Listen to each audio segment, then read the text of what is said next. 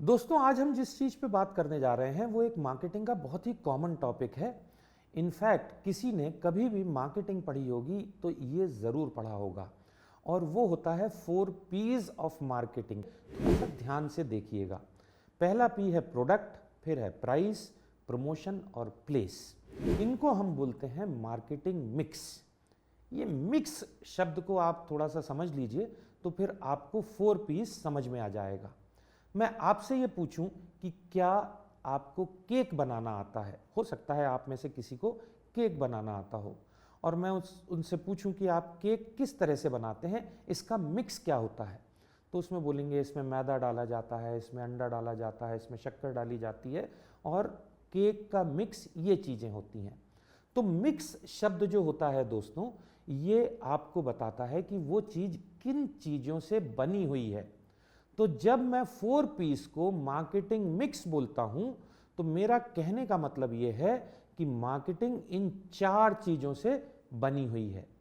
Basically आप जब इन 4 चीजों को देख लेते हैं तो आप किसी भी कंपनी की, किसी भी प्रोडक्ट की मार्केटिंग को समझ सकते हैं और उसका एक मार्केटिंग प्लान बना सकते हैं। मैं एक एक करके आपको समझाता हूं कि ये 4 P's हैं क्या। पहले हम लेते हैं प्रोडक्ट। किसी भी कंपनी की मार्केटिंग करने के लिए आपको उसके प्रोडक्ट की जरूरत पड़ेगी। प्रोडक्ट यहां पर कोई एक टेंजिबल प्रोडक्ट नहीं है। प्रोडक्ट का मतलब यहां पर प्रोडक्ट, सर्विस, या फिर याद करिए हमने आपको यह बताया था कि 10 चीज ऐसी हैं जिनकी मार्केटिंग हो सकती है। उसमें से कोई भी चीज हो सकती है, आइडिया, इंफॉर्मेशन, प्लेस, पीपल। तो उन सब चीजों को हम मार्केटिंग की भाषा में प्रोडक्ट बोलते हैं। अब इस प्रोडक्ट से आपको बहुत सारी चीजें जोड़नी पड़ती हैं। जैसे जैसे उस प्रोडक्ट की वैरायटी। अगर आप एक प्रोडक्ट ऑफर कर रहे हैं, एक सर्विस ऑफर कर रहे हैं, तो क्या वो सिर्फ एक है या उसमें आप वैरायटी दे रहे हैं?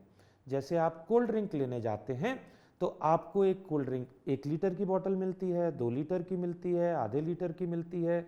कोल्ड ड्रिंक में आपको कोक मिलता है, लाइम मिलता है, ऑरेंज मिलता है। तो वो प्रोडक्ट की वैरायटी हो गई। तो आपको सबसे पहली चीज तो जो मार्केटिंग में करनी होती है वो वैरायटी आपको देखनी होती है।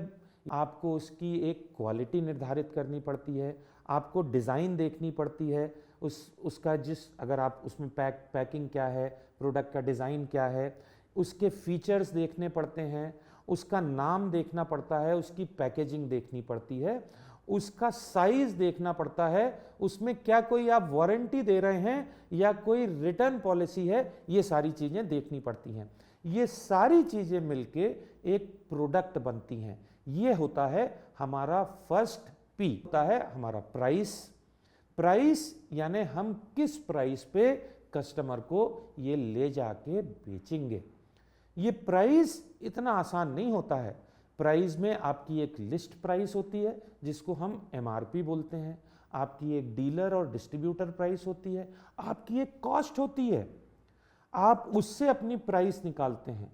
तो प्राइस का कैलकुलेशन अपने आप में एक कॉम्प्लिकेटेड टॉपिक होता है, पर आपको ये करना पड़ेगा किसी भी प्रोडक्ट की मार्केटिंग करने से पहले।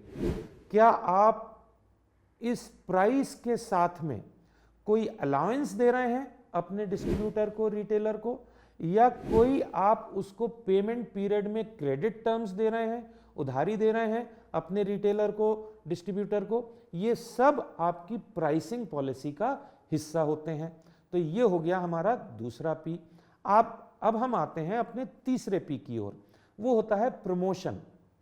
प्रमोशन बेसिकली हमारा अपने प्रोडक्ट के बारे में कस्टमर को इंफॉर्मेशन पहुंचाना होता है।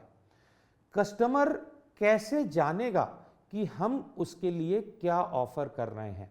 उसको कैसे पता लगेगा कि मेरे प्रोडक्ट की वैरायटी क्या है, प्राइस क्या है? ये पता लगेगा हमारे थर्ड पी से, जो होता है प्रमोशन। इस प्रमोशन में बहुत सारी चीजें होती हैं। एक होता है सेल्स प्रमोशन। सेल्स प्रमोशन जब हम कस्टमर को कोई इंसेंटिव देते हैं उसको खरीदने के लिए, हम ये बोलते हैं कि आप इसको 10 तारीख तक खरीदेंगे तो हम आपको इतना डिस्काउंट देंगे। पब्लिक रिलेशंस करते हैं, यानी आप न्यूज़पेपर में अपने प्रोडक्ट या सर्विस के बारे में कोई न्यूज़ छपवाते हैं, ये होता है पब्लिक रिलेशन। ये एडवर्टाइजिंग से डिफरेंट है। एडवर्टाइजिंग एक पेड फॉर्म है, जब आप अपना एडवर्टाइजमेंट छापते हैं। पब्लिक रिलेशन एक इंफॉर्मेशन पहुंचाने का तरीका है जो नॉन पेड टर्म्स में है। इसके बाद डायरेक्ट मार्केटिंग होती है, डिजिटल मार्केटिंग होती है, ये सब प्रमोशन का हिस्सा है। इसके बाद आता है चौथा पी, जिसको हम प्लेस बोलते हैं। दोस्तों आप थोड़ा ध्यान से सुनिएगा, क्योंकि यहां पर सबसे ज्यादा कंफ्यूजन होता है जब हम 4 पीस के कंसेप्ट को समझने की कोशिश करते हैं। लोग प्लेस से ये समझते हैं कि मैं किसी जगह की बात कर रहा हूं, मैं जगह की तो बात कर रहा हूं, पर प्लेस का कंसेप्ट है कि आपका प्रोडक्ट या सर्विस आपकी फैक्ट्री से लेके कस्टमर तक कैसे पहुंच रहा है। इसको हम सप्लाई चेन भी बोलते हैं, इसको हम इंटरमीडिएटरीज भी बोलते हैं, जो आपके और आपके कस्टमर के बीच में है। जैसे आपके डीलर, आप अमेज़ॉन के थ्रू बेचते हो अपना सामान तो आपकी डिजिटल चैनल हो गई। क्या आप किसी रिटेल शॉप में बेचते हो तो आपकी डिस्ट्रीब्यूशन नेटवर्क से सामान हो गया। तो आपका चैनल क्या है, आपको ये डिसाइड करना पड़ेगा कि मैं कैसे बेचूंगा, अपना सामान किस तरह से पहुंचाऊंगा।